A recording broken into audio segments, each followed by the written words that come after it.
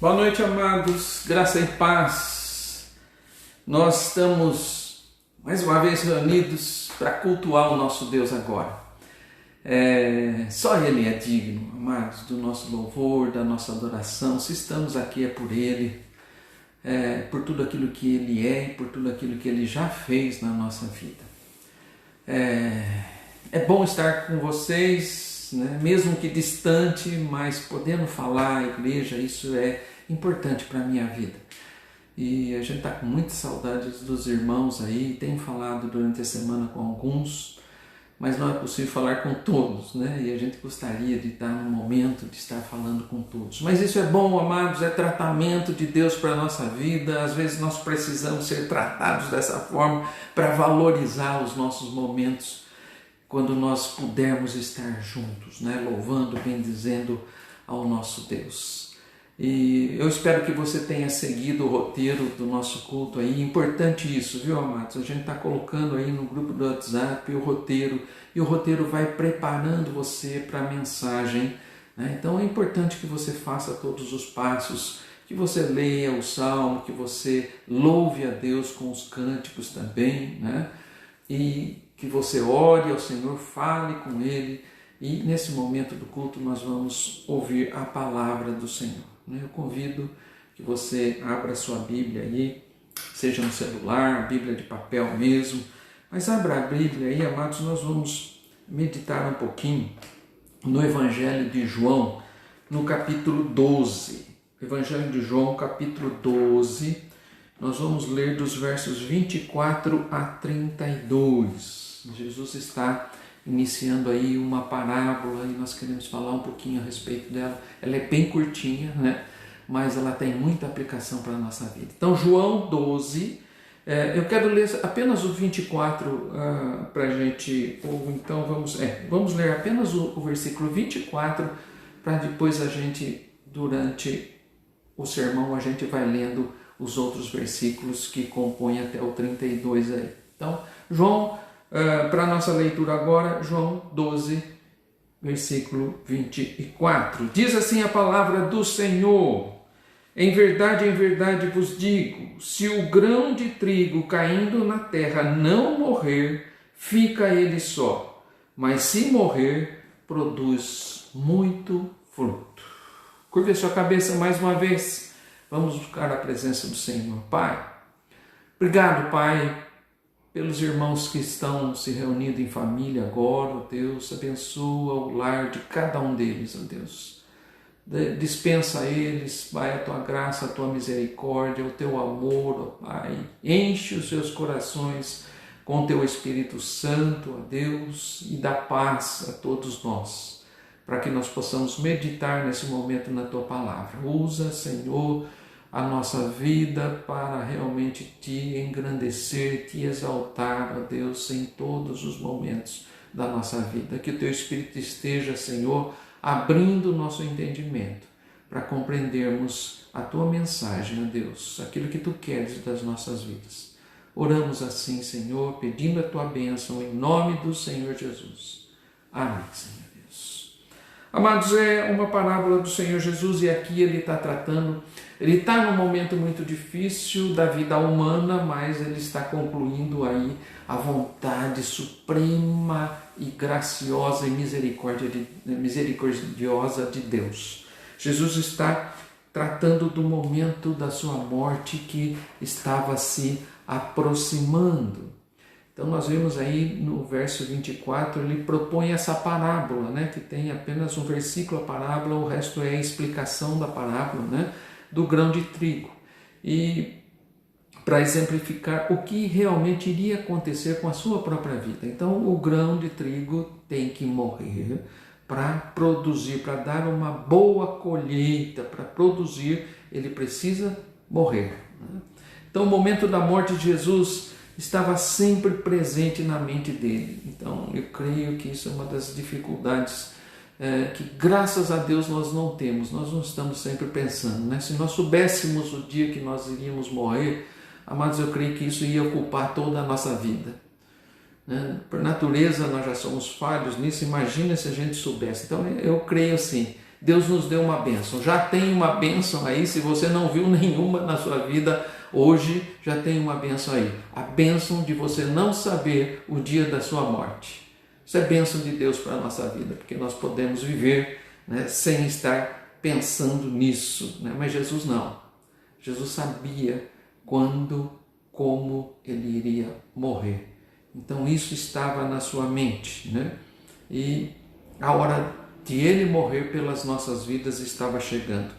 E algumas lições nós podemos tirar desse momento de Jesus também para as nossas vidas. Então isso fala muito. Quando Jesus fala por parábolas, ele está querendo ensinar o povo alguma coisa. E vamos ver algumas lições que nós podemos tirar aí desse texto. A primeira, amados, é morte para si mesmo, né? Os versos 25 e 26, se você puder acompanhar, olha aí a leitura dos versos 25 e 26. Ele diz assim: quem ama a sua vida perde-a, mas aquele que odeia a sua vida neste mundo, preservá-la-á para a vida eterna. Se alguém me serve, siga-me, e onde eu estou, ali estará também o meu servo. E se alguém me servir, o Pai o honrará. Então, amados, quando nós entendemos, em primeiro lugar, o tamanho do amor de Deus pelas nossas vidas, quando nós entendemos o sacrifício que Jesus fez por nós, quando nós entendemos o plano de Deus para a nossa salvação, essa é outra bênção. A primeira é de você não saber o dia que você morreu. E a segunda, amados, que Deus nos dá aqui na presente geração, é de sabermos o plano completo de salvação de Deus para as nossas vidas. Hoje nós temos revelado tudo. Houve irmãos no passado que não conheceram isso. Antes de Cristo Jesus, eles não conheciam o plano de salvação por inteiro. Hoje nós temos essa bênção. Nós conhecemos e ele está escancarado para nós, o plano de salvação. Então, quando nós entendemos o amor de Deus pelas nossas vidas, o sacrifício de Cristo Jesus para a nossa vida, o plano de salvação, amados, é impossível, se você realmente entendeu essas coisas, é impossível você continuar vivendo por seus próprios objetivos.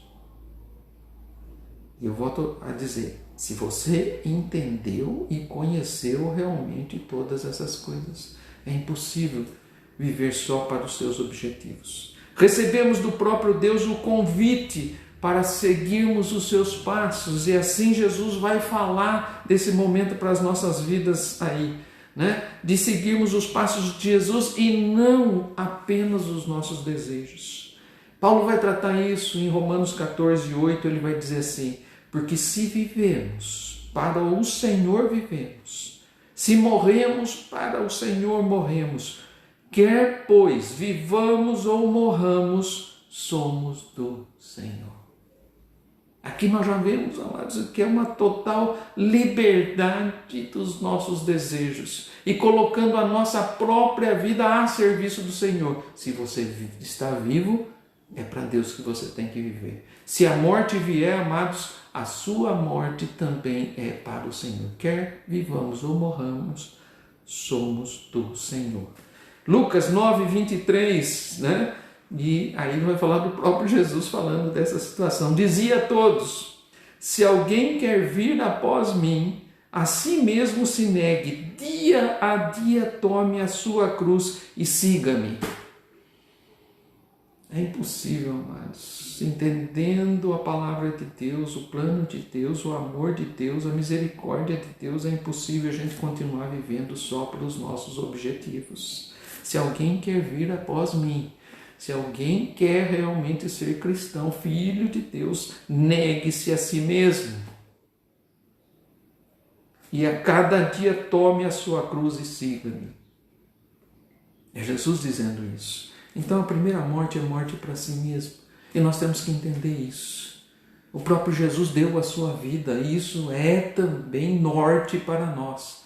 A nossa vida aqui, a vida que foi nos dada para vivermos aqui no presente século, amados, ela é manchada pelo pecado. Nós nascemos pelo pecado. E ela não é a vida que Deus quer realmente nos dar. Ele tem uma vida muito melhor, então nós temos que negar a nossa vida aqui, negar os nossos desejos aqui, para vivermos para Deus neste presente século. Primeira meditação, então, é morte para si mesmo. Precisamos aprender a morrer para nós mesmos. Não é só os nossos desejos que interessam, mas sim a vontade de Deus. Não era só a vida de Jesus. Ele viveu aqui 33 anos, amados, mas o seu ensino é que 33 anos para ele foi para vir fazer a vontade de Deus e não a sua própria.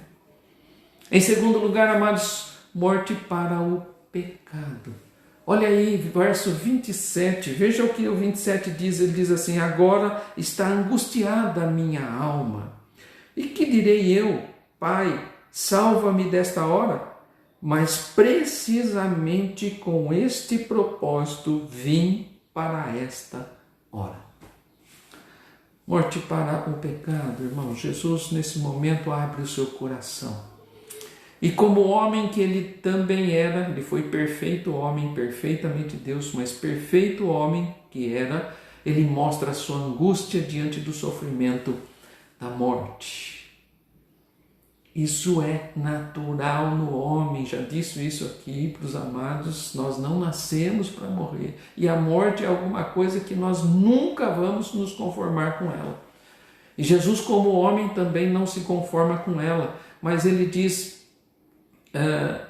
justamente isso, né?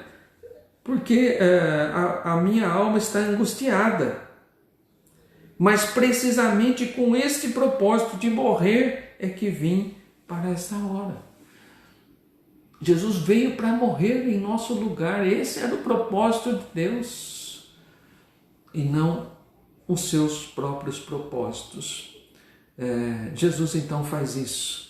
A sua própria vida não era importante. Ela foi importante porque ela foi servida ou foi vivida nos propósitos de Deus. E aí ele nos libertou do pecado, né, e da morte. O Senhor Jesus nos convida a termos uma vida que também glorifique ao nosso Deus. Assim como a vida dele foi para vir fazer a vontade de Deus e estar longe do pecado. Ele não morreu pelos seus próprios pecados, mas morreu pelos nossos pecados, para que nós tivéssemos oportunidade para viver longe do pecado, morrer para o pecado.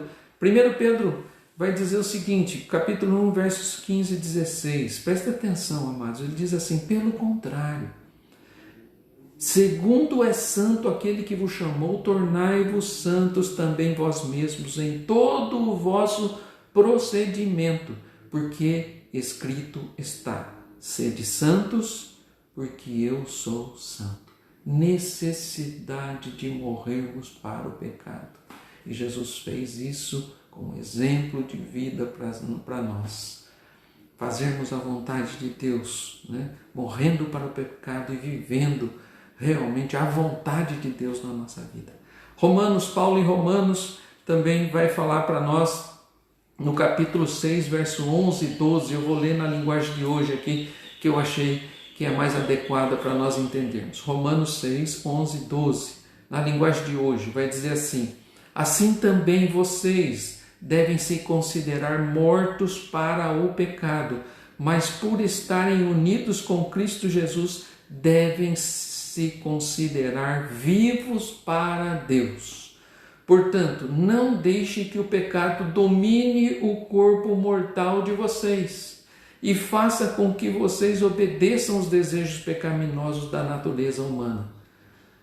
Percebe o que Paulo está orientando aqui? Amados, não é para nós, a partir do momento que Cristo realmente entra na nossa vida, nós devemos morrer para o pecado. E isso não pode voltar às nossas vidas. Nós não podemos deixar-nos levar pelo pecado, embora ainda sejamos pecadores. Mas o pecado não pode mais habitar a nossa vida, nem nos levar à escravidão. No finalzinho ele diz assim: portanto, não deixem que o pecado domine o corpo mortal de vocês e faça com que vocês obedeçam os desejos pecaminosos. Não permita isso. É uma luta constante é uma luta diária em que nós devemos buscar sempre o poder de Deus e o Espírito Santo para poder vencer essa luta. Mas o desejo de Deus é que nós não vivamos mais no pecado, que nós morramos para o pecado e possamos viver a nossa vida para Cristo. Sede santos, porque Ele é santo. Em terceiro lugar, amados, morte para o mundo. Olha aí, verso 28 a 32, a palavra vai dizer assim: Pai, glorifica o teu nome. Jesus agora entra numa oração.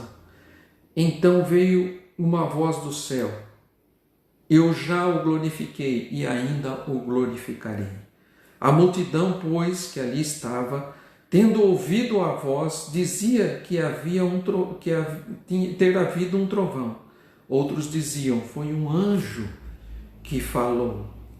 Então explicou Jesus: Não foi por mim que veio esta voz, e sim por vossa causa. Chegou o momento de ser julgado este mundo, e agora o seu príncipe será expulso. E eu, quando for levantado da terra, atrairei todos a mim mesmo.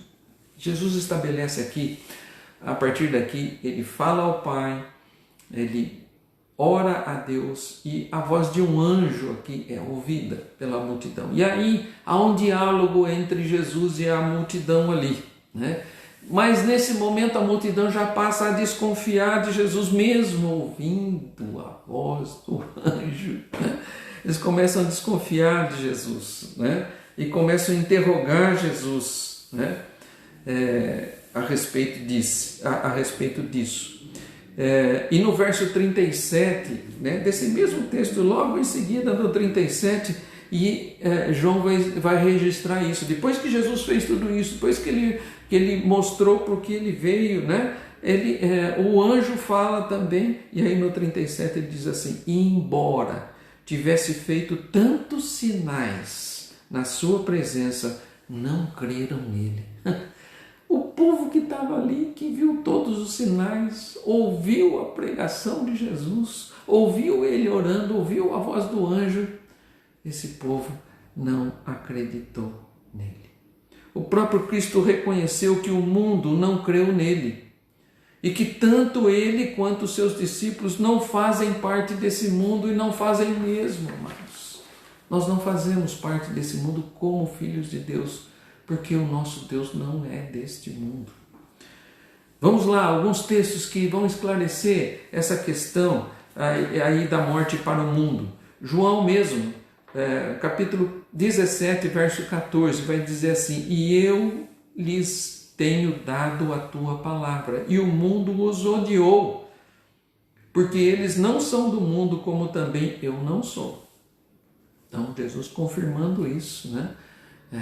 Que ensinou os discípulos, mas o mundo não creu neles também. 1 João 2,15 diz assim: Não ameis o mundo, nem as coisas que há no mundo. Se alguém amar o mundo, o amor do Pai não está nele. Oh, amados!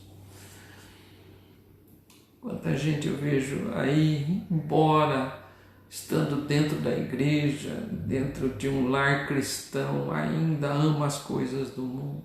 E a palavra é muito clara: se alguém amar o mundo, o amor do Pai não está nele. Cuidado, amados, com isso. Isso tem entrado para dentro das nossas casas, para dentro da nossa mente, e tem realmente nos desviado daquilo que Deus quer da nossa vida. Nós não podemos amar o mundo.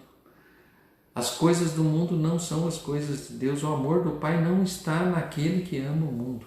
Mas há mais um versículo aqui que eu quero destacar. Tiago 4,4 diz assim: infiéis.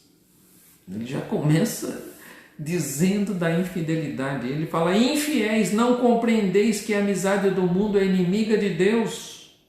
Isso é uma pergunta. Aquele, pois, que quiser ser amigo do mundo, constitui-se inimigo de Deus. De novo, Tiago, nas mesmas palavras aqui, né, ele é radical, ele diz que são infiéis mesmo. A amizade do mundo é inimiga de Deus. Quem você é? Amigo de Deus e inimigo do mundo? Ou amigo do mundo e inimigo de Deus?